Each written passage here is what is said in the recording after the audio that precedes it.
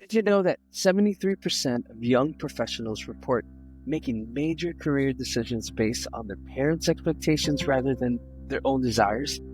I know many of them.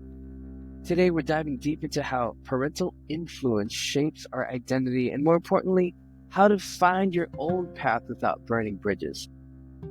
Hey everyone, my name is Lem Usita, and I've spent over 2 decades working with young adults, helping them navigate the complex waters of identity formation and career choices.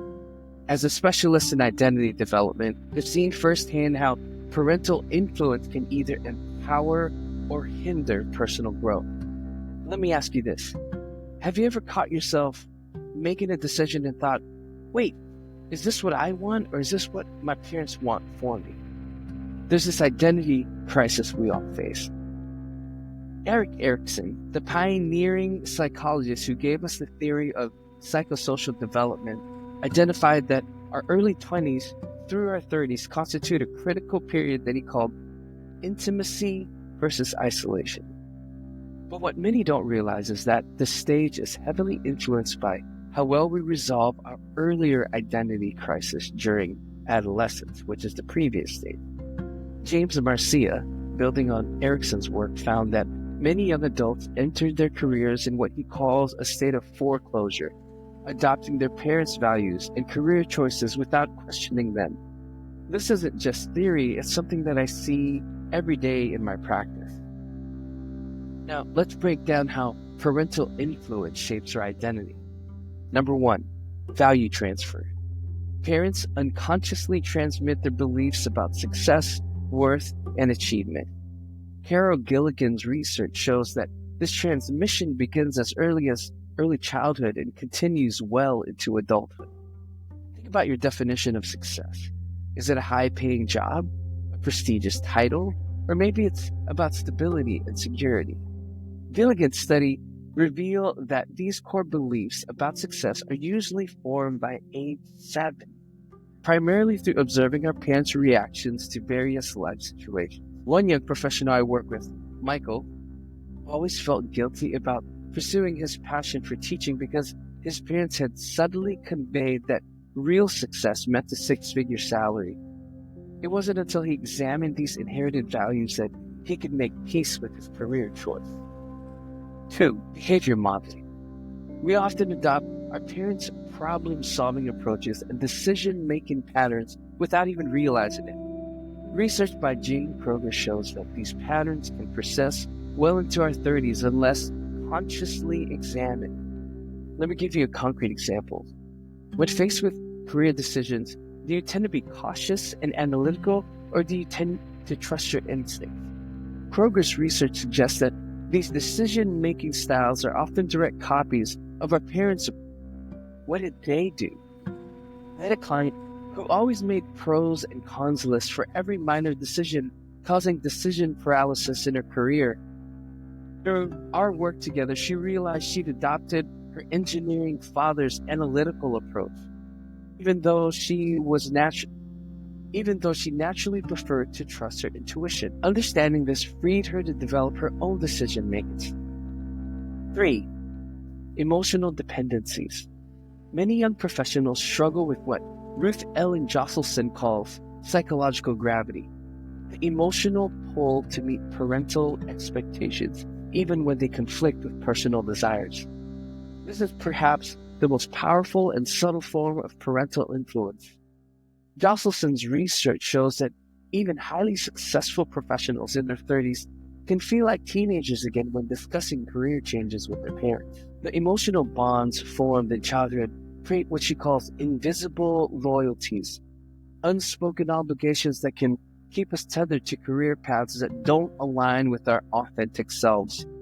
I worked with this particular surgeon who would have panic attacks whenever she thought about switching to research, her true passion.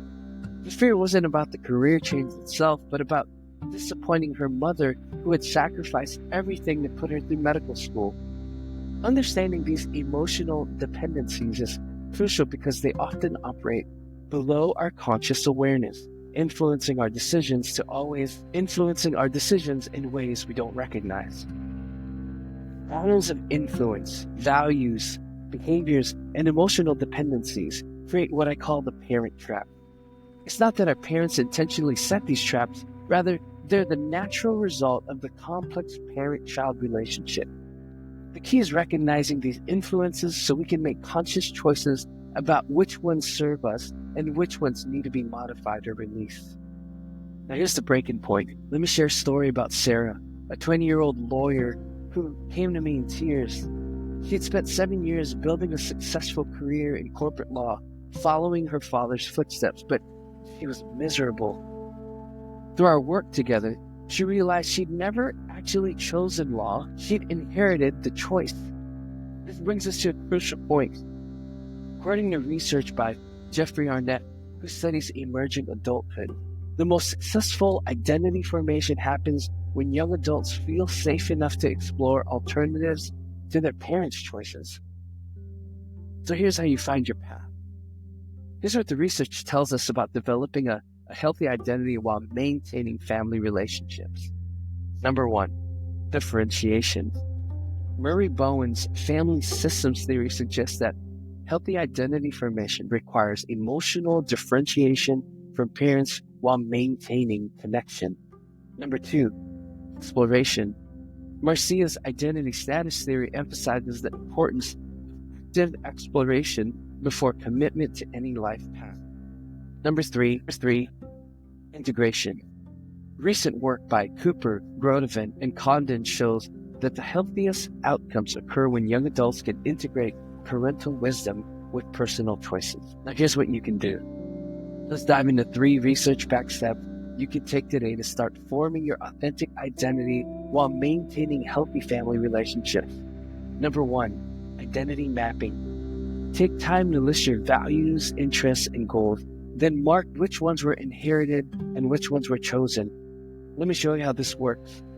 Take a blank sheet of paper and draw 3 columns: my values and goals, then source, and then alignment score. In the first column, list everything you consider important in your career and life. Maybe it's financial security, creative expression, helping others, or even status. In the second column, honestly note where each value came from. Did it come from your parents? Did it come from culture or your own experiences?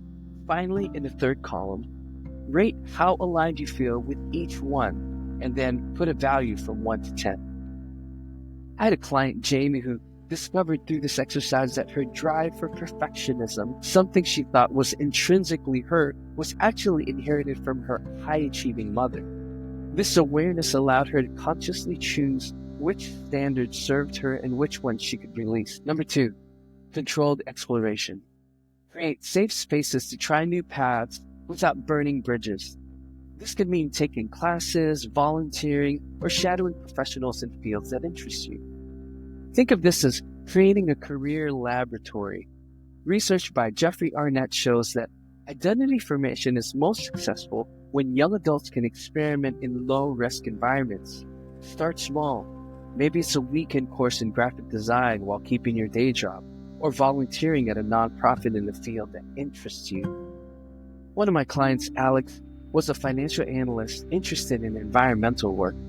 Instead of immediately quitting his job, he started volunteering at a climate change organization on weekends. The safe space allowed him to test his interests, build networks, and gradually transition into environmental consulting without jeopardizing his financial stability or family relationships. Number 3, open dialogue. Start honest conversations with your parents about your explorations. Research shows that transparency often leads to better understanding and support. This is where many young professionals get stuck. But let me share a framework developed by Grodevin's research on identity development and family content. Start with appreciation. Acknowledge the wisdom and support your parents have provided. Then share your exploration process, not just your conclusions. Instead of saying, I'm quitting law to become an artist, try, I've been exploring different ways to use my skills, and I've discovered something exciting I'd like to share with you. The key is to make your parents part of your exploration journey rather than just announcing decisions. Lisa, a former student, used this approach when discussing her transition from medicine to public health. By sharing her volunteer experiences and the impact she hoped to make, she helped her parents understand and eventually support her choice. Remember, this isn't about rebellion or rejection, it's about growth and integration. The goal is to develop what Jocelyn calls anchored independence, the ability to chart your own course while maintaining meaningful family connections. Now, here's a tip I don't want you to miss. Keep a career exploration journal. Document your discoveries, your reactions, your emotions, your insights during this process. It's not only therapeutic, it provides valuable material for those conversations with parents and with mentors. Now, here's the path forward. Remember, the goal isn't to reject everything your parents taught you. Instead, as Jocelyn's research shows, the healthiest identity formation happens when we can critically examine our inherited values and consciously choose which ones to keep. Now, if this resonated with you, share your story in the comments below. I'd love to hear. How has parental influence shaped your career choices? And don't forget to check out my past video, Feeling Lost in Your 20s. Remember, your identity is a journey, not a destination. Subscribe for my insights on personal development and career growth. Thank you so much.